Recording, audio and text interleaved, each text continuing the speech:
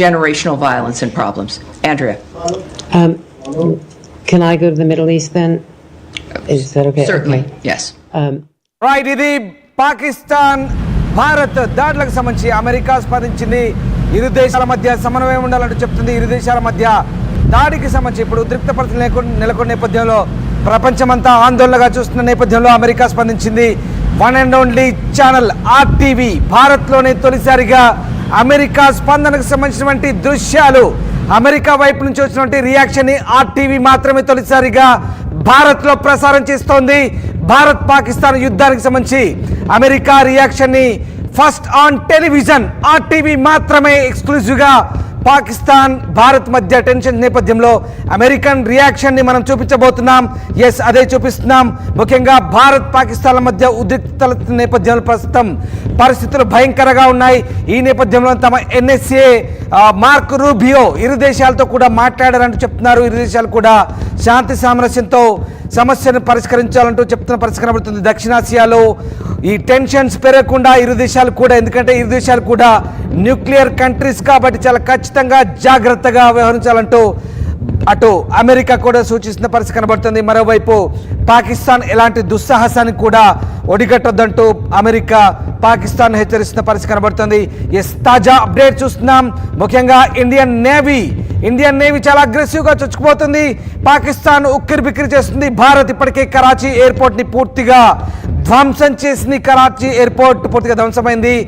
26 భారత యుద్ధ నౌకలు ఇప్పుడు పాకిస్తాన్ పై విరుచుకుపడుతున్నాయి.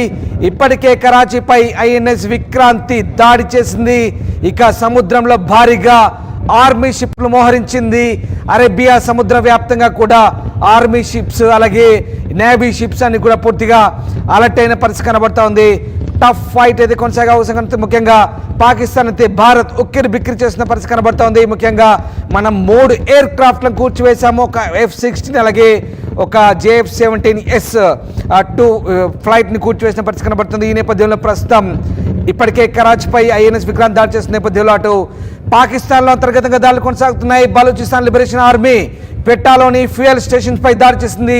14 మంది పాకిస్తాన్ సైనికులు కూడా టార్గెట్ చేసుకుని తెలుస్తుంది. మరోవైపు ఇటు లాహోర్, సియాల్కోట్ అలాగే కరాచీ, ఇక చాలా ప్రాంతాల్లో పెషావర్ ఇలాంటి సిటీస్లో కూడా భారత్ ఇప్పటికే అటాక్ చేస్తుంది. డ్రోన్స్తో అన్ని విధాల ముప్పేట దాడులు అయితే కొనసాగిస్తున్న పరిస్థితి కనబడుతుంది.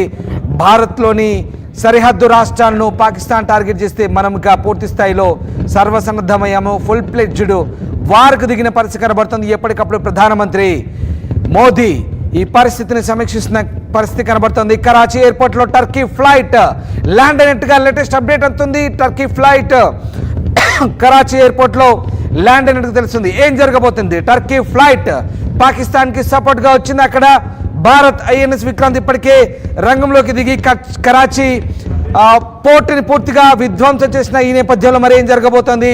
ముఖ్యంగా టర్కీ ఫ్లైట్ ఎలాంటి దుస్సాహసానికి ఒడిగట్టబోతుంది? పాకిస్తాన్ సపోర్ట్గా వచ్చిందా లేదా ఏదైనా ఇన్ఫ్రాస్ట్రక్చర్ని మోసుకొని పాకిస్తాన్కు సహాయం చేసేందుకు వచ్చిందా?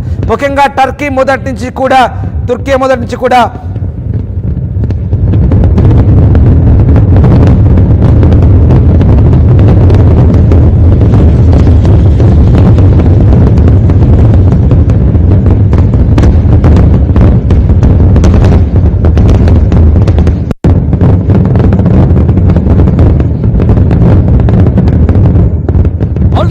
విజువల్స్ మీరు చూస్తున్నారు.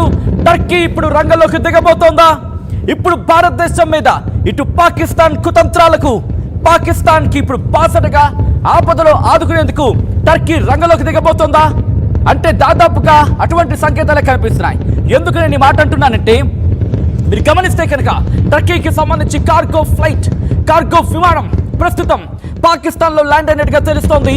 గత కొద్ది రోజుల క్రితం చూసాం పాకిస్తాన్కి సంబంధించి టర్కీ ఆ విమానం అక్కడికి చేరుకున్న సందర్భంలో కార్గో విమానంగా చెప్పుకొని దాంతోపాటు ఏముంది రీఫ్యూలింగ్ కోసం దిగానంటూ టర్కీ చెప్పుకొచ్చింది. ఆ తర్వాత అది కూడా ఎప్పుడు ఇటు భారతదేశం మీడియా దాంతోపాటు గ్లోబల్ మీడియా ఏం చెప్పుకొచ్చింది? ఏదో జరగబోతోంది సంథింగ్ ఫిషీ అన్న సందర్భంలో అప్పుడు రియాక్ట్ అయింది టర్కీ.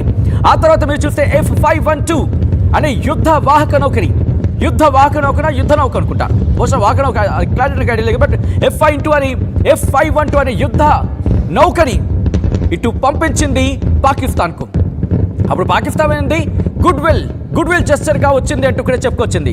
కానీ ప్రపంచానికి తెలియదా? టర్కీ నాటకాల గురించి ప్రపంచానికి తెలియదా? ఎందుకంటే టర్కీ ఎందుకు సపోర్ట్ ఇస్తుందంటే నేను చెప్తా. టర్కీ ఇక్కడ సపోర్ట్ ఇవ్వడానికి కారణం ప్రధానంగా ఇక్కడ టర్కీ ఎమ్యునేషన్ సప్లైలో ఎమ్యునేషన్కి సంబంధించి వాళ్ళకి ఆయుధ సరఫరాలో కీలకంగా మారింది టర్కీ. ఏ స్థాయిలో కీలకంగా మారిందో కూడా నేను చెప్తా. వాళ్ళ గుట్టుప్పుడు రట్టు చేసే ప్రయత్నం చేద్దాం. ఇక్కడ చైనా, ఫ్రాన్స్, రష్యా, టర్కీ ఈ 4 ప్రధానమైన supplies. These are the 4 major suppliers of Pakistan. Ammunition గురించి వచ్చినప్పుడు టర్కీ, చైనా, ఫ్రాన్స్, రష్యా, దాంట్లో చైనా లీడింగ్ ఉంది. టర్కీ కూడా అంతవరకు ఉండింది. ఇప్పుడు టర్కీ రంగంలోకి దిగడానికి కారణం ఇదే. టర్కీ ఎందుకు రంగంలోకి దిగింది? ఆపద్ బాంధవుల్లా పాకిస్తాన్ ఆదుకోవడానికి రంగంలోకి దిగిందా?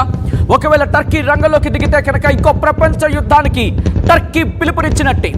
గుర్తుపెట్టుకుని, బహుశా టర్కీకి భాష అర్థం అవ్వకపోయినా భావం అర్థం అవుతుందేమో. టర్కీ నువ్వు గుర్తుపెట్టుకో, అనవసరంగా నువ్వు మధ్యలో దొరకు. ఎందుకంటే పాకిస్తాన్కి నువ్వు అనవసరంగా మధ్యలో దూరి నీ నెత్తి మీదకి తెచ్చుకోకు. ఎందుకంటే టర్కీ రంగంలోకి దిగిందనుకోండి మారిపోతాయి. కానీ టర్కీకి ఒక ప్రశ్న సంధించే ప్రయత్నం చేద్దాం.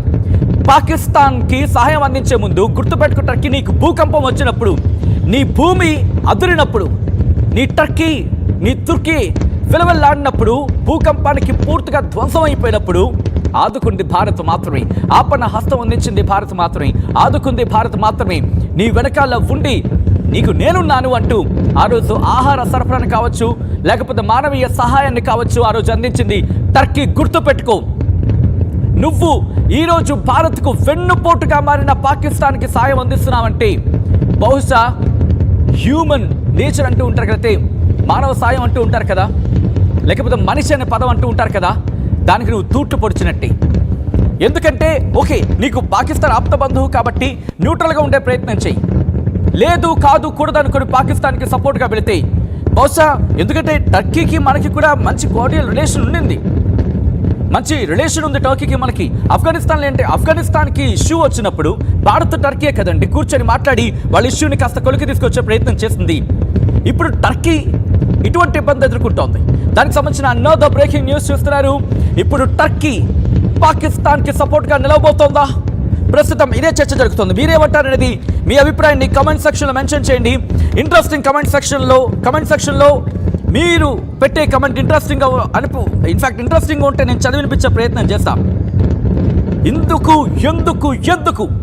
ఇటువంటి పిచ్చి పనులు చేస్తోంది? ఇప్పుడు కూడా పాకిస్తాన్కి ఎందుకు వెళ్ళడం?